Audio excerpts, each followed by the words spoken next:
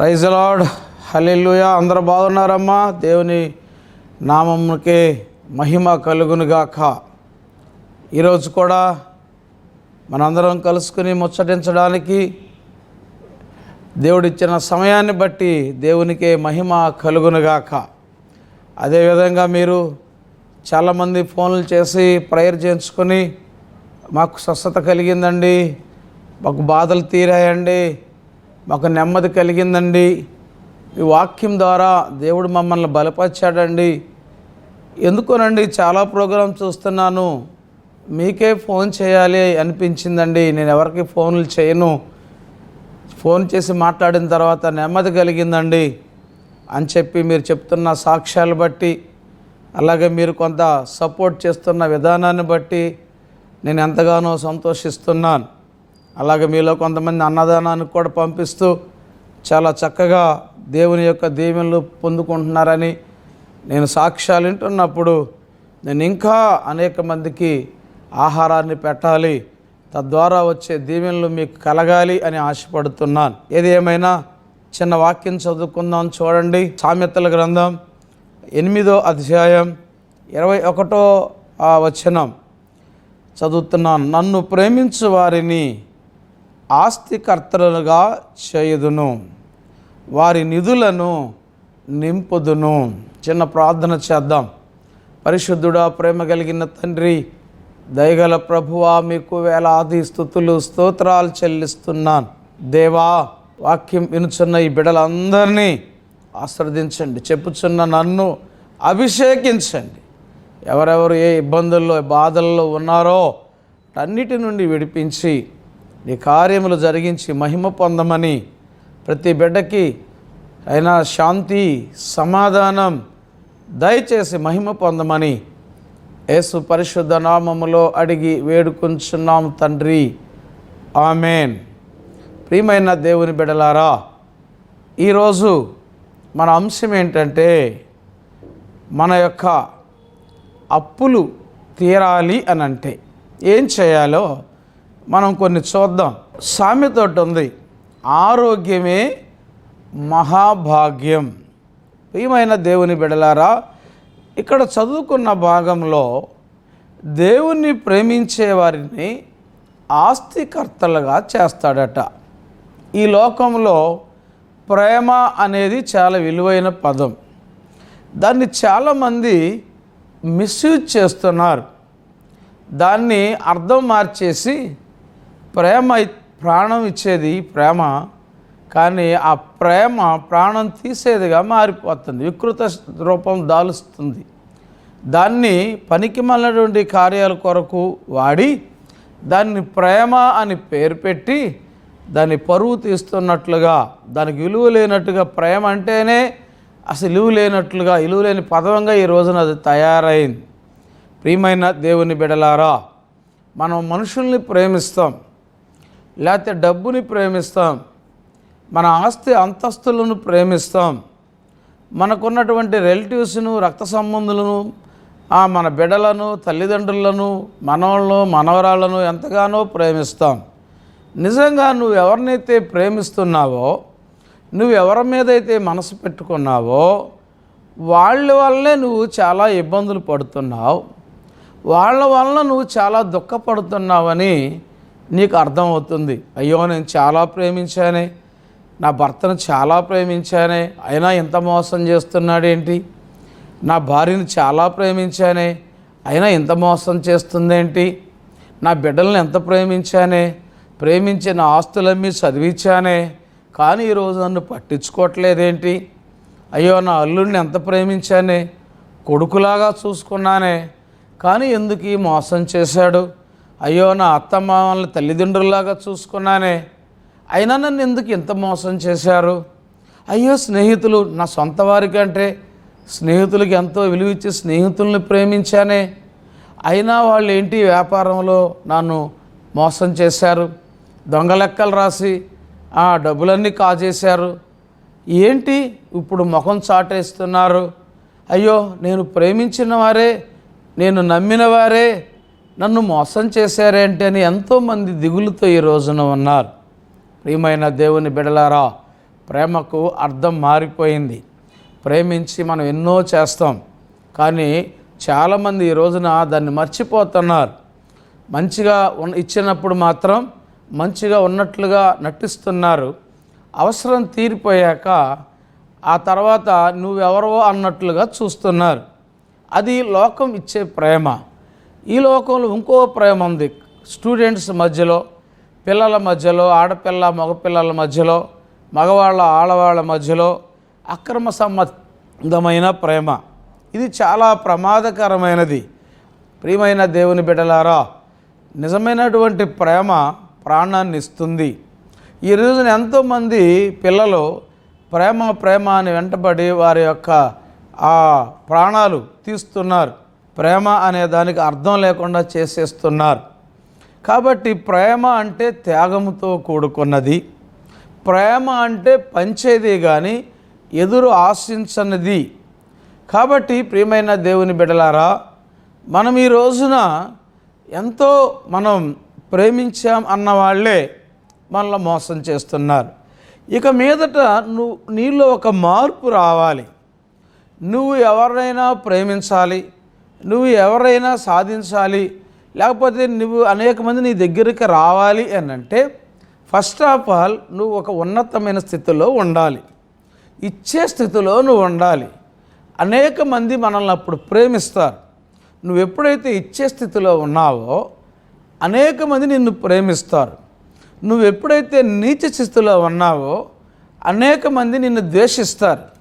ఇప్పుడు మనం గమనించింది ఏంటి మాటల్లో అంటే, డబ్బుంటే మనల్ని అభిమానిస్తారు, ప్రేమిస్తారు, మనం తిట్టినా కొట్టినా పడతారు. అదే మన దగ్గర డబ్బు పోతే మనల్ని అభిమానించేవాళ్ళు, మనల్ని ప్రేమించేవాళ్ళు, మనల్ని పొగిడేవాళ్ళు మనల్ని నిందలేస్తారు, అవమానపరుస్తారు. ఇప్పుడు అర్థమవుతుందా?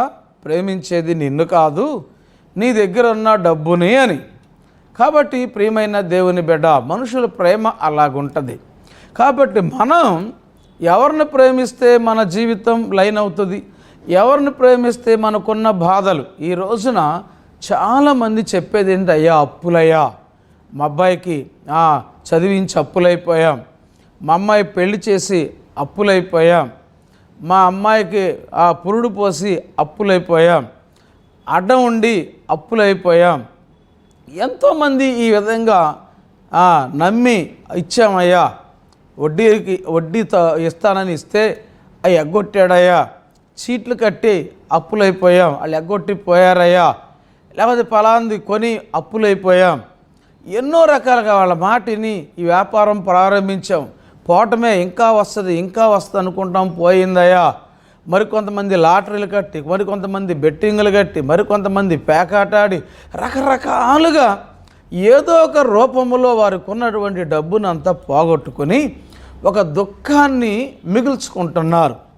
ఆ దుఃఖంలో, ఆ వేదనలో, ఆ కోర్టు కేసుల్లో, పోలీస్ కేసుల్లో రకరకాల ఎన్నిటికి కారణం 90% ఈ డబ్బులు లేని కారణమే. ఆస్తులు అంతస్తులు లేని కారణం అది నష్టపోయినటువంటి కారణం.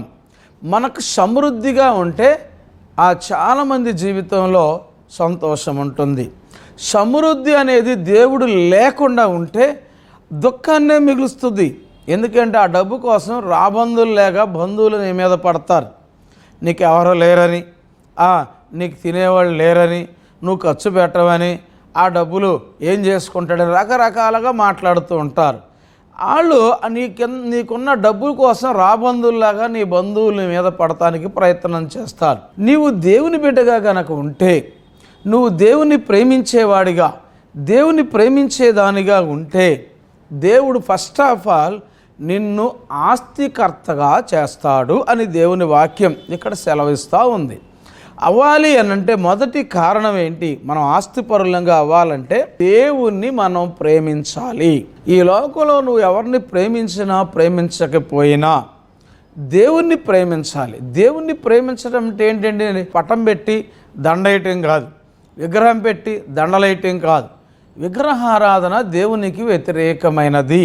ఆయన ఆత్మ గనుక మనం ఆరాధించేవారు ఆత్మతోనూ సత్యముతోనూ ఆరాధించాలని దేవుని వాక్యం సెలవిస్తుంది. చాలామంది పటం పెట్టి కొవ్వెత్తి తెలిసి నేను ఎంతగా ప్రేమిస్తున్నానో యేసుబాబుని అంటారు.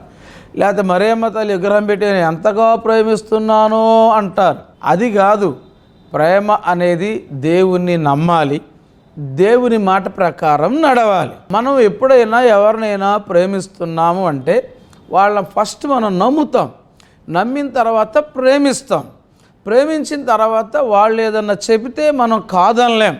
చూడండి, పిల్లలు ఉంటారు మీ ఇంట్లో, మీ పిల్లలు నీకు ఇష్టమైన పిల్లాడు, నీకు ఇష్టమైన పిల్ల. కొంతమంది తల్లిదండ్రులకి ఏమో ఆడపిల్లలంటే ఇష్టపడతారు, కొంతమంది తల్లిదండ్రులకి ఏమో మగపిల్లలంటే ఇష్టపడతారు, కొంతమంది తల్లిదండ్రులేమో ఆ పెద్ద అబ్బాయి అంటే, కొంతమంది తల్లిదండ్రులు చిన్నమ్మాయి అంటే, అలాగే తల్లికి ఒకళ్ళు తండ్రికి ఒకళ్ళు అలా ఇష్టంగా ఉంటారు.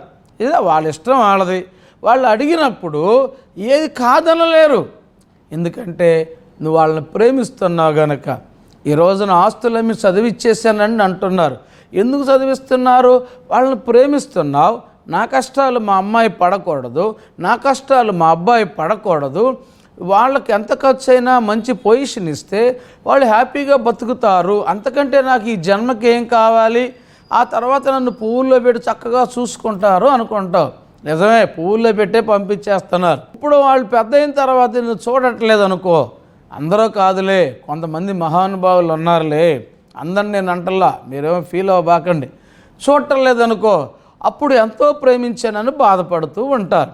కాబట్టి ప్రియమైన దేవుని బిడ్డలారా, ఆ ఆస్తితో పాటు, ఆ డబ్బుతో పాటు మీ అమ్మాయిని, మీ అబ్బాయిని, నీ పిల్లలను భక్తిలో పెంచాలి, దేవుని ప్రేమలో పెంచాలి, దేవుని భయములో పెంచాలి.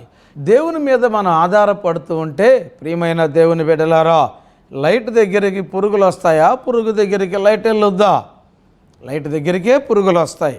అలాగే దేవుడు వెలుగై ఉన్న దేవుడు మనతో ఉంటే మనకు ఏది కావాలో, మన శాంతి, నెమ్మది, డబ్బు, ఆస్తి, అంతస్తు, హోదా, ఉద్యోగం, వ్యాపారం అన్నీ ఉంటాయి. కొంతమంది భక్తి చేస్తారు కానీ, భక్తిలో ఉన్నాం అనుకుంటారు కానీ అది నిజమైన భక్తి చేయరు. ఆదివారం వస్తుంది, పని ఉంటే వెళ్ళిపోతారు. అది భక్తి ఎలాగవుతుంది? మిగతా రోజులు ఉంటున్నాం కదండి, దశంభాగాలు ఇస్తున్నాం కదండి, కుదరదు. నువ్వు దేవుని ప్రేమించాలి, నువ్వు దేవుని మాట వినాలి, ఆయనకి ఇచ్చే సమయాన్ని ఇవ్వాలి. కాబట్టి నువ్వు ఎంతో కష్టపడుతున్నావు, కానీ ఆ కష్టార్జితం నీకు అక్కరకు రావడం లేదు. అప్పులు అప్పులు అప్పులు అప్పులు. గవర్నమెంట్ ఉద్యోగస్తులు కూడా అప్పులు అప్పులు అప్పులు అప్పులు. ఎందుకు అప్పులు అంటే మొదట అప్పులు అవ్వడానికి కారణం దేవుని భయం లేదు. ఆ అప్పులు తీర్చబడాలి అంటే ముందు దేవునికి భయపడాలి, దేవుణ్ణి ప్రేమించాలి. ఆ తర్వాత రెండవదిగా దైవజనుల మాట వినాలి.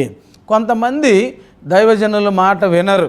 ఆయనకేం తెలుసులే, బోధ చేసుకునేవాడు. నన్ను చాలామంది సలహాలు అడుగుతారు. మీరు కూడా ఏదైనా కావాలి, ఇంపార్టెంట్ సలహా కావాలి అని అడిగితే, ఏ మందిరానికి వెళ్ళకపోతే వెళితే మీ దైవజనులను అడగండి.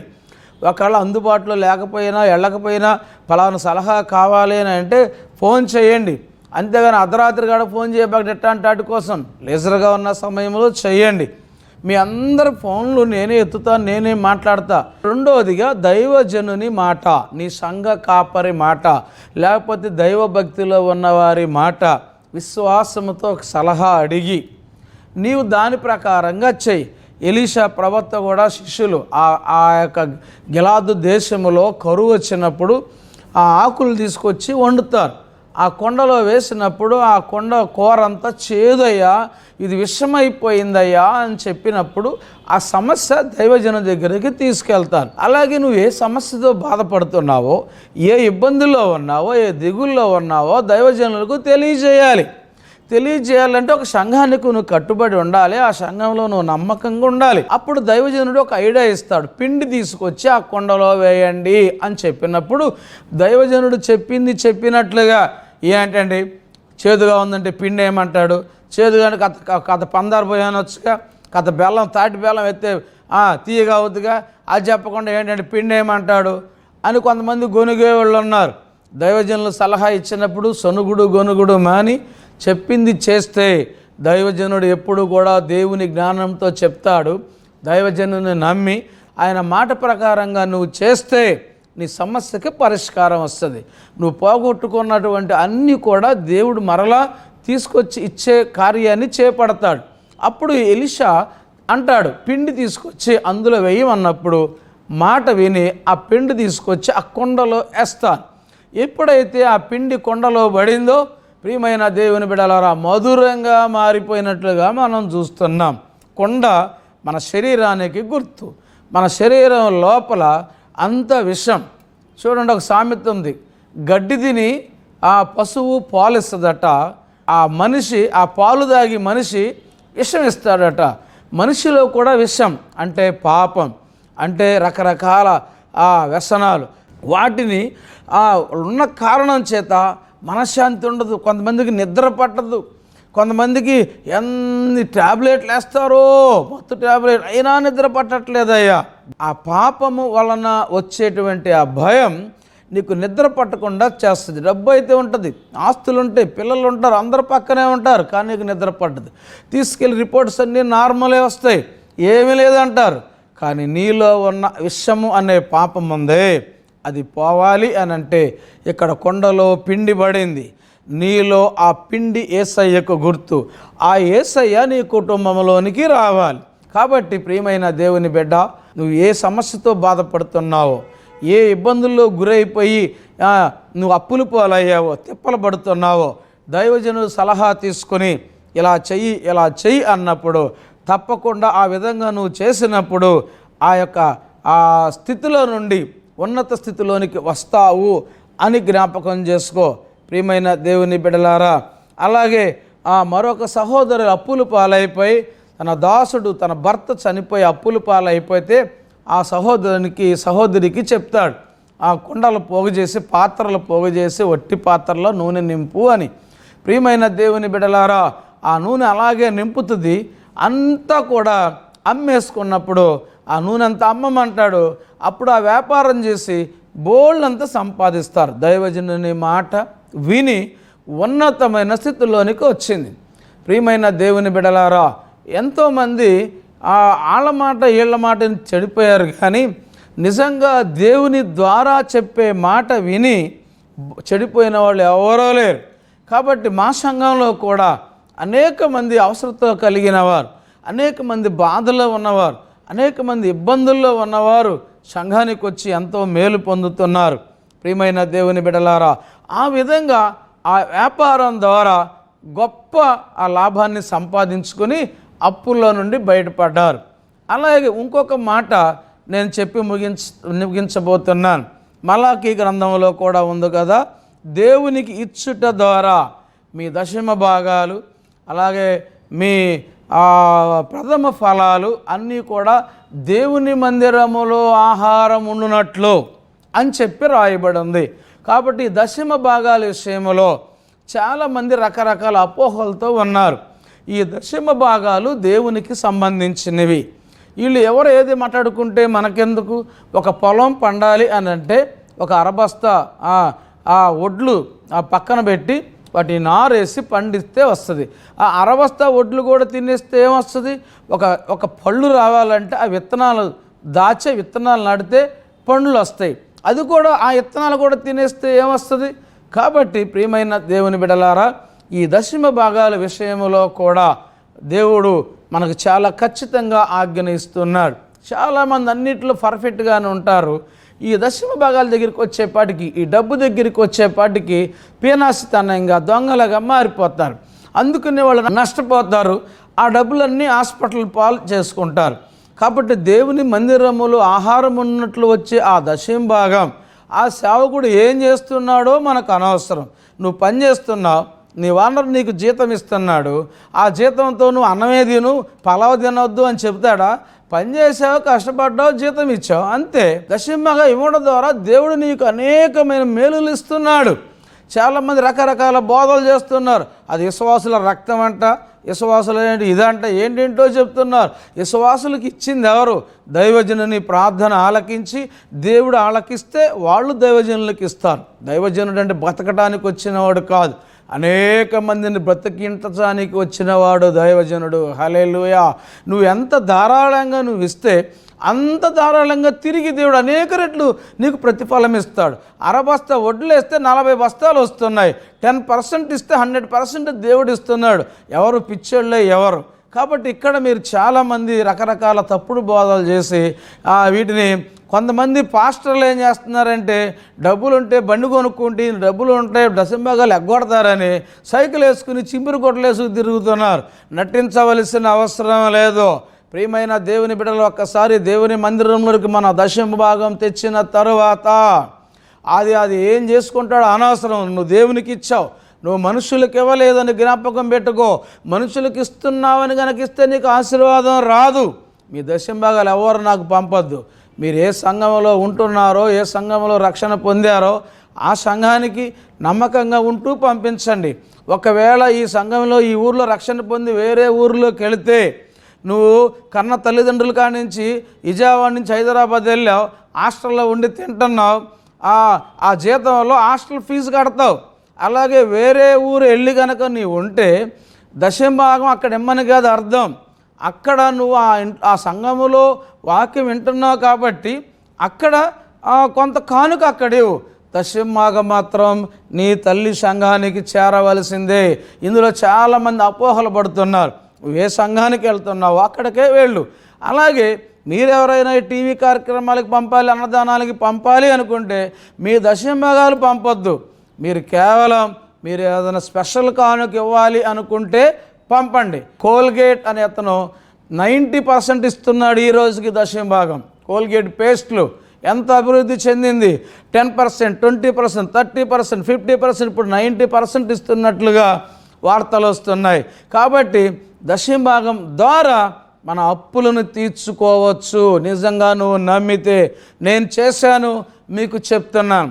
ఒకప్పుడు ఏమీ లేని హీనస్థితిలో ఉన్న నన్ను ఒక ఉన్నతమైన స్థితికి దేవుడు తీసుకొచ్చాడంటే అన్ని విషయాల్లో నేను నమ్మకంగా ఉన్నానని మీకు తెలియచేస్తున్నాను. కాబట్టి ప్రియమైన దేవుని బిడ్డలారా, మొదటగా దేవుని ప్రేమించుని అప్పులు తీర్చబడాలి అంటే, రెండవదిగా దైవజనుని మాట విను, మూడవదిగా డబ్బు దగ్గర నమ్మకంగా ఉండి సంఘానికి సంబంధించిన దశమ భాగాల్లో నమ్మకంగా ఉండు. దేవుని దగ్గర దొంగగా నువ్వు మారొద్దు. కాబట్టి ఈ 3 విషయాలు జాగ్రత్తగా సరిచేసుకుని నువ్వు కరెక్ట్గా ఉండి నాకు తర్వాత ఫోన్ చేయి. అద్భుతమైనటువంటి రిజల్ట్ వచ్చిందండి, నేను అప్పుల్లో నుండి బయటపడ్డానండి అని తప్పకుండా మీరే సాక్ష్యం చెప్తారు. ఈ విషయాల్లో ఎవరి మాట వినాల్సిన పని లేదు.